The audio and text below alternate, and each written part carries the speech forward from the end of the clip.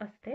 तर 71% जितके पण ब्रॉड गेज आहेत त्याच्यातले 71% हे आता इलेक्ट्रिफाईड झालेले आहे.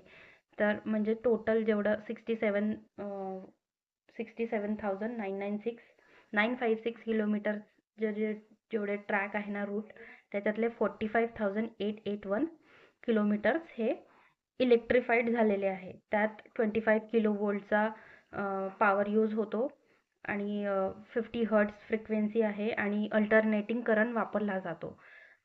आणि फर्स्ट इलेक्ट्रिक ट्रेन ही CST पासून कुर्लाला गेली होती. हार्बर लाईन जी आहे ना तिथे CST पासून कुर्लाला गेली होती हार्बर लाईनला, आणि डेट होती 3 फेब्रुवारी 1925 आणि ते 1500 वोल्ट DC इंजिन होतं, म्हणजे डायरेक्ट करंटवालं इंजिन होतं. आणि टोटल जे आहे हे अल्टरनेटिंग करंटवाले आहेत.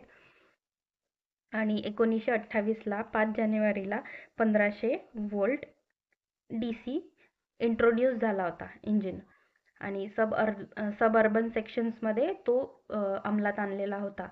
सब अर्बनमध्ये येतात बॉम्बे, बरोडा, सेंट्रल इंडिया. तर सेंट्रल इंडियामध्ये आहे कोलाबापासून तर बोरीवलीपर्यंत. तर हे सगळे इलेक्ट्रिफाईड झाले होते 1928ला 5 जानेवारीला,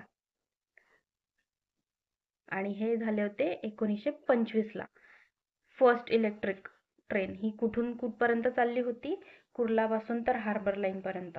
आणि 1800 च्या वेळेस फर्स्ट पॅसेंजर ट्रेन चालली होती बोरीबंदर टू ठाणे. ही फर्स्ट इलेक्ट्रिक इंजिनवाली ट्रेन आहे, ठीक आहे. आणि मद्रासमध्ये तंबरामला पहिलं इलेक्ट्रिक इंजिन इंट्रोड्यूस झालं 11 मे 1931ला. त्यानंतर 1958ला 3000 वोल्ट, पहिले 1500 वाला इंट्रोड्यूस झालं, मग 3000 वोल्ट वाला झालं, DC इलेक्ट्रिफिकेशन झालं. ते झालं हावरा बर्दवान, म्हणजे ईस्टर्न रेल्वेला इंट्रोड्यूस झालं 3000 वोल्टचं इंजिन 1958ला, आणि ते होतं DC इंजिन.